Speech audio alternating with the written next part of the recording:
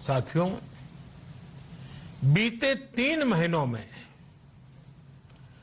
20 करोड़ गरीब परिवारों के जनधन खातों में सीधे 31,000 करोड़ रुपया जमा करवाए गए हैं।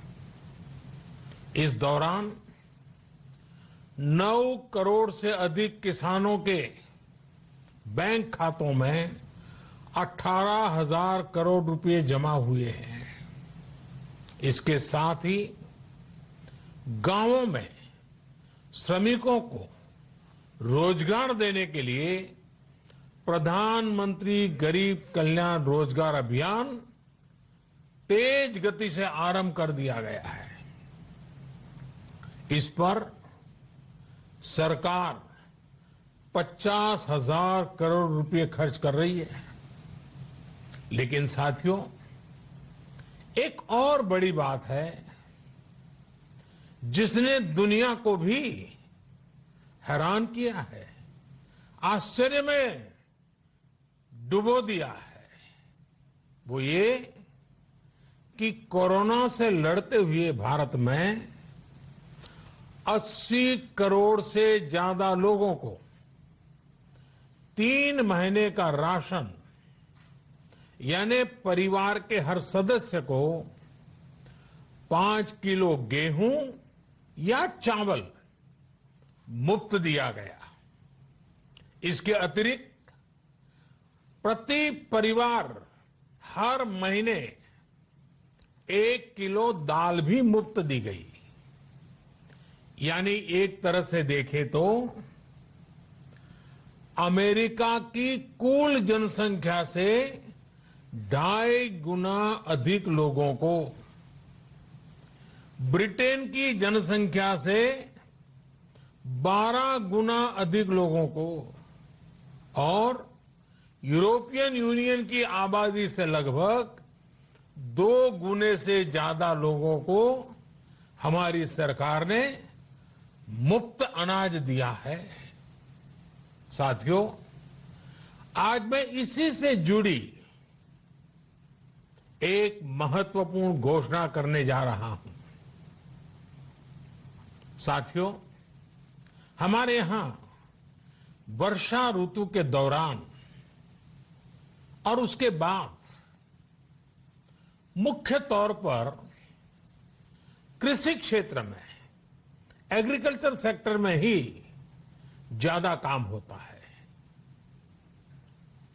अन्य दूसरे सेक्टरों में थोड़ी सुस्ती रहती है। जुलाई से धीरे धीरे त्योहारों का भी माहौल बनने लगता है। अब आप देखिए, अभी 5 जुलाई को गुरु पूर्णिमा है, फिर सावन शुरू हो रहा है, फिर 15 अगस्त आएगी, रक्षाबंधन आएगा, कृष्ण जन्माष्टमी आएगी, गणेश चतुर्थी आएगी, ओणम होगा और आगे जाएं तो काटी बिहू है, नवरात्रि है, दुर्गा पूजा है, दशहरा है, दीपावली है, छठी मैया की पूजा है। त्योहारों का ये समय जरूरतें भी बढ़ाता है, खर्च भी बढ़ाता है। इन सभी बातों को ध्यान में रखते हुए ये फैसला लिया गया है कि प्रधानमंत्री गरीब कल्याण अन्न योजना का विस्तार अब दिवाली और छठ पूजा तक, यानी नवंबर महीने के आखिर तक कर दिया जाएगा। यानी 80 करोड़ लोगों को मुफ्त अनाज देने वाली ये योजना अब जुलाई, अगस्त, सितंबर, अक्टूबर, नवंबर में भी लागू रहेगी। सरकार द्वारा इन 5 महीनों के लिए 80 करोड़ से ज्यादा गरीब भाई बहनों को हर महीने परिवार के हर सदस्य को 5 किलो गेहूं या 5 किलो चावल मुफ्त मुहैया कराया जाएगा और साथ ही प्रत्येक परिवार को हर महीने 1 किलो चना भी मुफ्त दिया जाएगा। साथियों, प्रधानमंत्री गरीब कल्याण अन्न योजना के इस विस्तार में 90,000 करोड़ रुपए से ज्यादा खर्च होंगे